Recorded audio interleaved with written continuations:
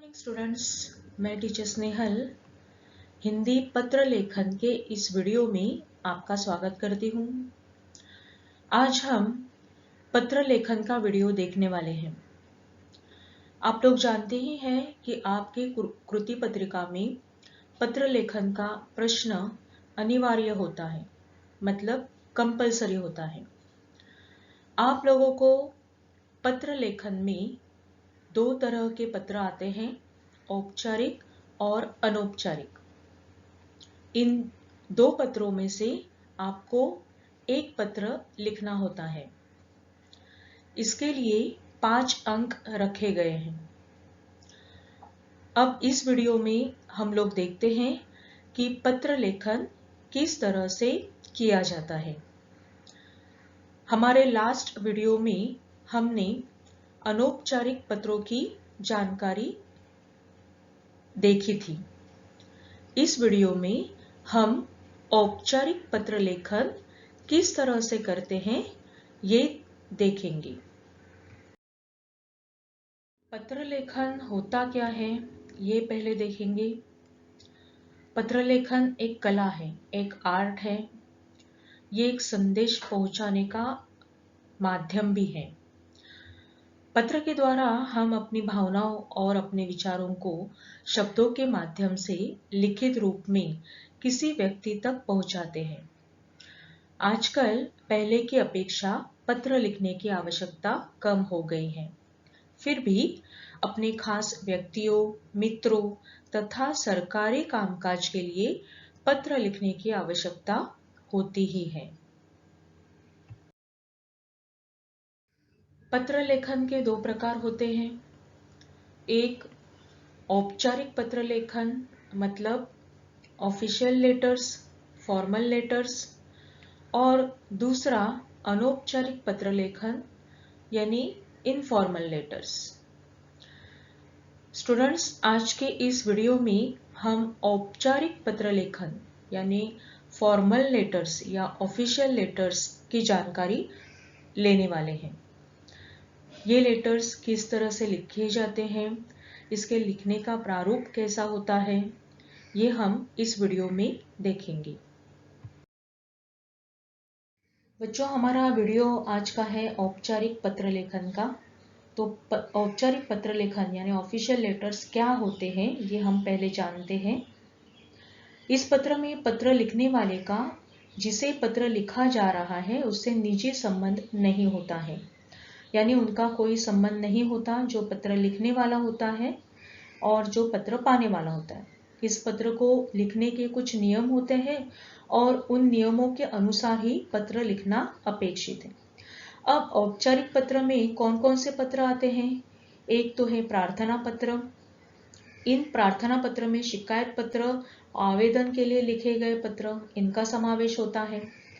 दूसरे है कार्यालयी पत्र, यानी सरकारी अफसर या अधिकारी, स्कूल या कॉलेज के प्रधानाध्यापक या फिर प्राचार्य, इनको जो पत्र लिखते हैं इनको कार्यालयी पत्र कहते हैं। और व्यावसायिक पत्र यानी दुकानदार, प्रकाशक यानी पब्लिशर, व्यापारी, कंपनी, कारखाना आदि को जो पत्र हम लोग लिखते हैं उनको कहते हैं व्यावसायिक पत्र। यानी व्यवसाय में सामान खरीदने और बेचने अथवा रुपयों के लेन देन के लिए जो पत्र लिखे जाते हैं उनको कहते हैं व्यावसायिक पत्र। तो औपचारिक पत्रों में इन सारे पत्रों का समावेश होता है। अब जानते हैं बच्चों, औपचारिक पत्र लेखन में कौन कौन से पॉइंट हमें याद रखने हैं, ध्यान में रखने हैं। एक तो है कौन, किसे, कहां से, कहां और क्यों। मतलब इन सारे मुद्दों के अगर उत्तर हम लोगों को मिल जाते हैं तो पत्र लिखना आसान होता है। कौन पत्र लिख रहा है, यानी वो होता है पत्र लिखने वाला प्रेषक। प्रेषक यानी जो पत्र लिख रहा है उसे कहते हैं प्रेषक। किसे पत्र जा रहा है, यानी पत्र पाने वाला, वो होता है प्रति। तो बच्चों बिल्कुल भी कंफ्यूज ना हो, जो लिखने वाला होता है उसको कहते हैं प्रेषक और जो पाने वाला होता है उसे कहते हैं प्रति। अब ये कहाँ से आ गया है लेटर, यानी लिखने वाले का पता। जो पत्र लिख रहा है उसका पता यहाँ पर आपको लिखना है। ये पत्र कहाँ जा रहा है, यानी पाने वाले का पता आपको इस अंतर्गत लिखना है। और क्यों, यानी पत्र का विषय क्या है। तो ये 5 पॉइंट अगर आप अच्छी तरह से ध्यान में रखते हैं, उसको समझ लेते हैं, तो औपचारिक पत्र लिखना बहुत आसान रहेगा। अभी औपचारिक पत्र का हम प्रारूप देखते हैं, जो अत्यंत महत्वपूर्ण है।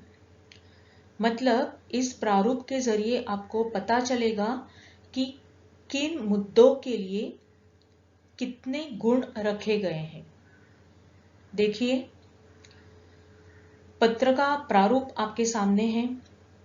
इनमें मुख्यतः कौन कौन से मुद्दे आते हैं वो देखिए।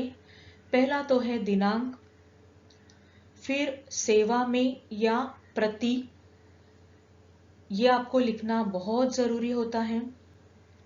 फिर पता, अब यहां पर पता किसका आएगा, प्रति का, यानी हम जिसे पत्र लिख रहे हैं उसका पता आएगा और उसका ईमेल आएगा। बच्चों, ये आप जानते ही हैं कि ईमेल लिखना अभी कंपलसरी किया गया है। किस तरह से ईमेल लिखना है ये हम आगे देखने ही वाले हैं। तो बच्चों, इन 4 मुद्दों के लिए, इन 4 पॉइंट के लिए एक गुण रखा गया है। नेक्स्ट हमारा पॉइंट है विषय, यानी औपचारिक पत्र में आपको विषय लिखना कंपलसरी है। किस लिए ये पत्र लिखा जा रहा है वो विषय लिखना जरूरी है। नेक्स्ट पॉइंट है संदर्भ। अब ज्यादातर शिकायती पत्रों में संदर्भ लिखा जाता है। संदर्भ यानी हम लोग याद दिलाते हैं कि आपको हम लोगों ने पहले पत्र लिखा था, फिर भी आपकी ओर से कोई कार्रवाई नहीं हुई। तब आप लोग दिनांक, यानी आपने पहला पत्र कब लिखा था, इसका संदर्भ यानी रेफरेंस उस पत्र में देते हैं। तो संदर्भ लिखना भी जरूरी है। और नेक्स्ट पॉइंट है महोदय। तो विषय, संदर्भ और महोदय, ये तीनों पॉइंट अगर आप लिखते हैं तो उसके लिए एक गुण रखा गया है। नेक्स्ट आपका पॉइंट है विषय विवेचन, यानी विषय विवेचन में आप लोगों को जो पत्र का मुख्य विषय है, जिस कारण आप लोग पत्र लिख रहे हैं, ये आपको विस्तार से यहाँ पर लिखना है। इसके लिए 2 गुण रखे गए हैं। नेक्स्ट पॉइंट है भवदीय, हस्ताक्षर, नाम, पता। अब यहाँ पर प्रेषक का पता, प्रेषक का नाम, मतलब जो पत्र लिख रहा है उसकी जानकारी यहाँ पर आएगी और फिर लास्ट में उसका ईमेल आपको लिखना है। अब यहाँ पर ये जो लास्ट के 4 पॉइंट है, हस्ताक्षर, नाम, पता और ईमेल, ये 4 पॉइंट जो पत्र लिख रहे हैं उनसे संबंधित जानकारी के लिए हमें लिखना है। ऐसे लास्ट के 5 मुद्दों के लिए एक गुण रखा गया है। तो कुल मिला के 5 गुणों का ये पत्र तैयार होता है। इन सारे मुद्दों की हम लोग विस्तार से जानकारी लेने ही वाले हैं। यहाँ पर आपको औपचारिक पत्र का एक उदाहरण दिया गया है। पहले तो हम लोग प्रश्न क्या है ये देखते हैं।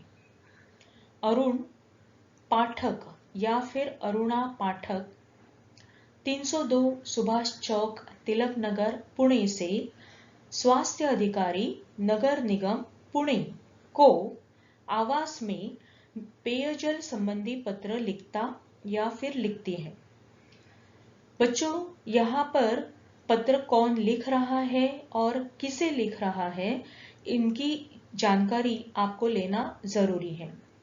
ऐसे वक्त पत्र में दो अक्षर आपको देखने हैं, से और को।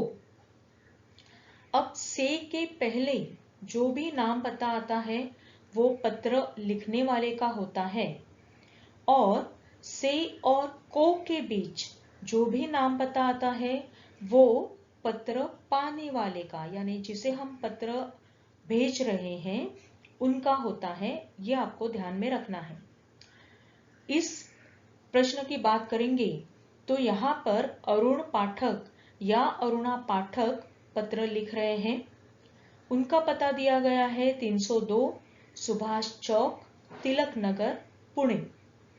उसके आगे से लिखा है, यानी से के पहले ये जो नाम पता है वो पत्र लिखने वाले लोग हैं। अब पत्र किसे लिखा जा रहा है? स्वास्थ्य अधिकारी को, यानी हेल्थ डिपार्टमेंट से संबंधित ये पत्र है। स्वास्थ्य अधिकारी, नगर निगम पुणे, नगर निगम पुणे ये उनका पता है।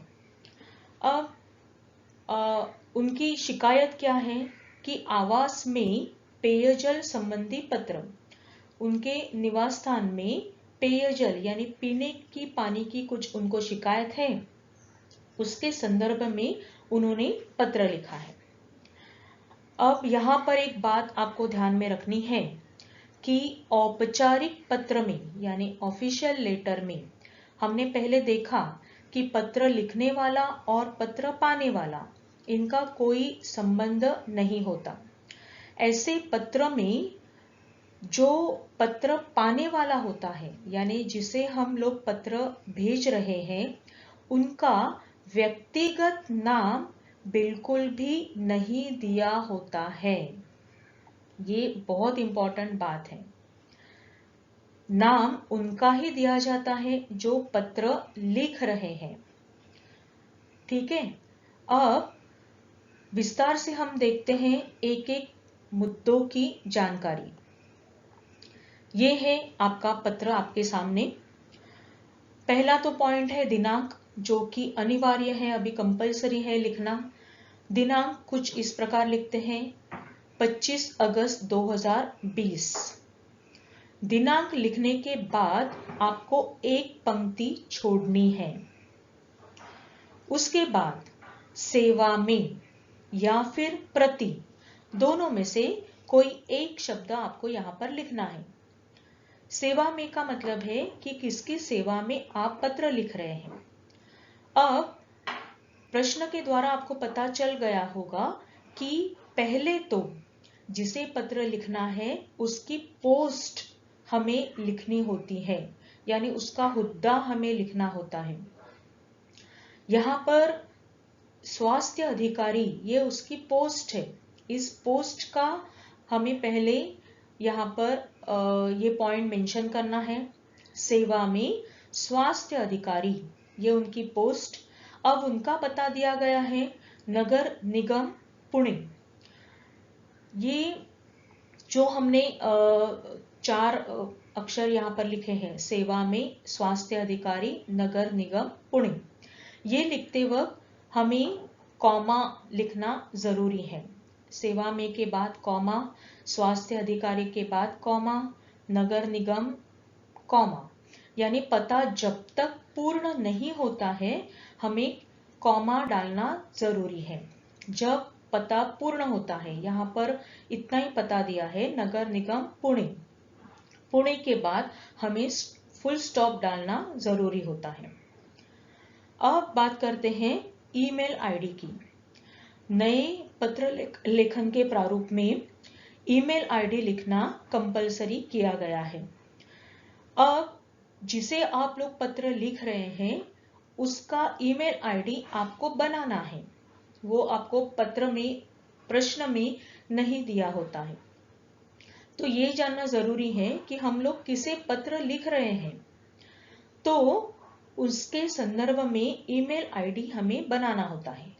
अब यहाँ पर स्वास्थ्य अधिकारी है, मतलब हमें हेल्थ डिपार्टमेंट में ये पत्र लिखना होता है।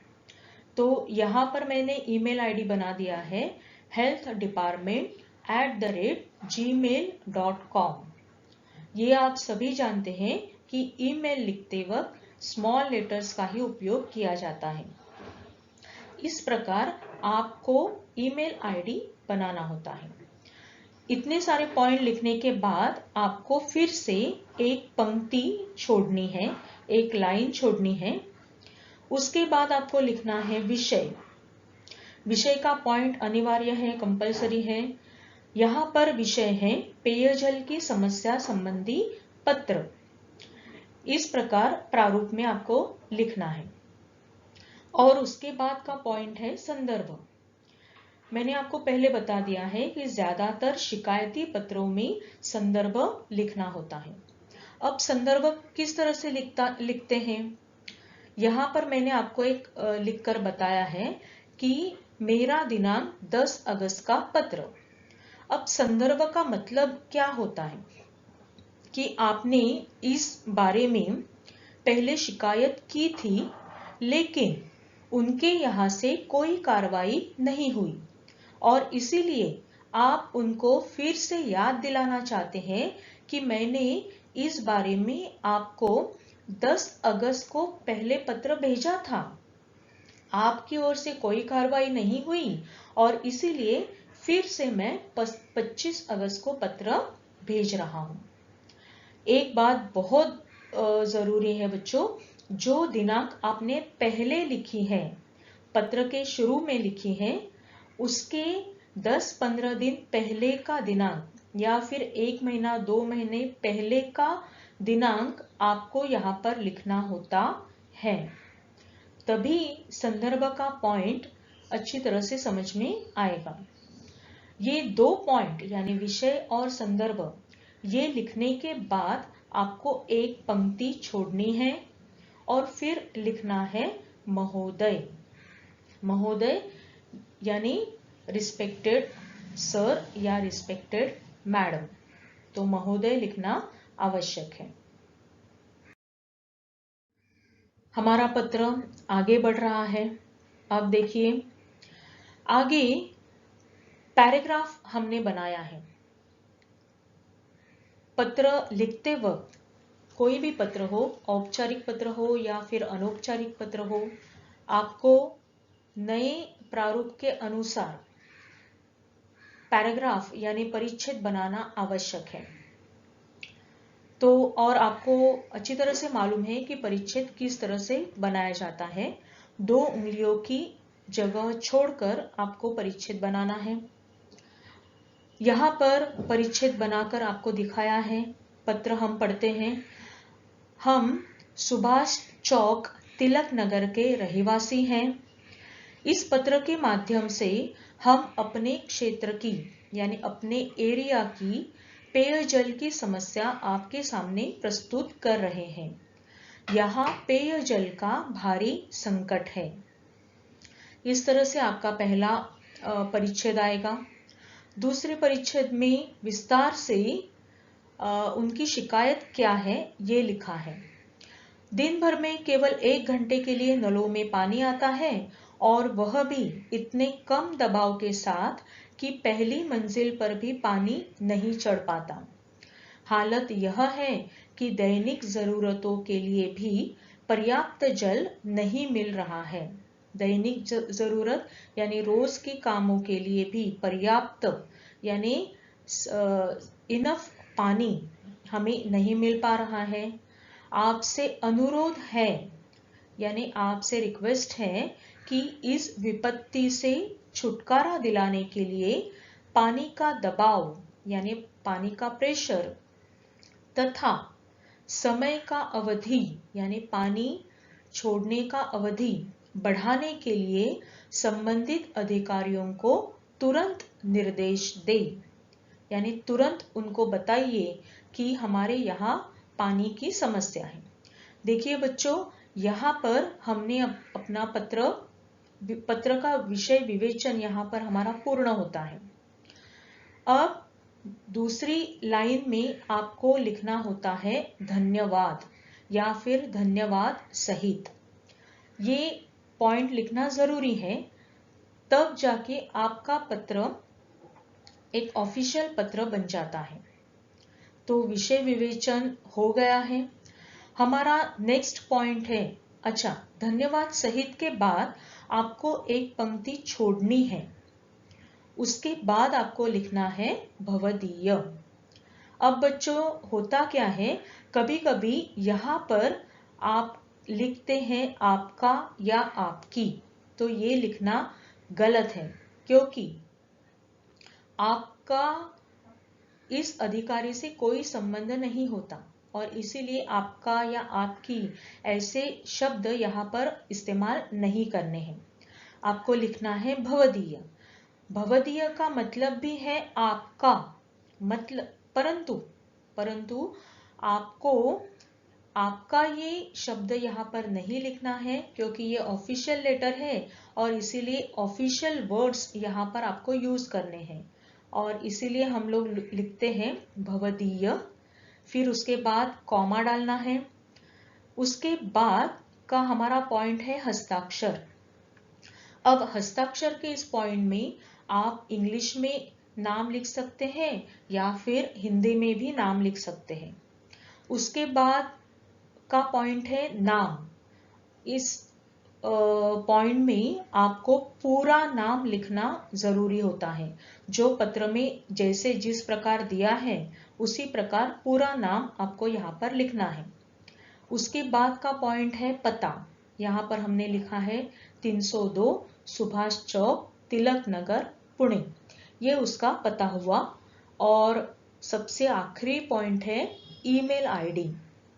अब यहाँ पर जैसे मैंने आपको पहले बताया कि जो पत्र लिखने वाला होता है उसके संदर्भ में लास्ट के ये 4 पॉइंट आते हैं, हस्ताक्षर, नाम, पता और ईमेल आईडी।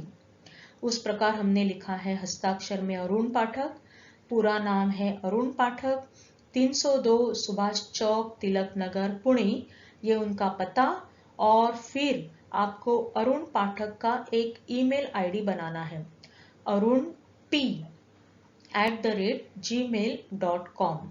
इस तरह से आप उनका ईमेल बना सकते हैं। पत्र लिखते वक्त इन सारे मुद्दों को अच्छी तरह से आपको याद रखने हैं। यहाँ पर देखिए, आपको आपका पत्र कुछ इस प्रकार से आपको दिखेगा। पत्र लिखते वक्त आपको ये बात ध्यान में रखनी है कि समास के बाजू से ही आपको पत्र लिखना शुरू करना है। और फिर विषय विवेचन में आपको 3 पैराग्राफ बनाने हैं। तो इस तरह से आपका आपका पत्र दिखेगा।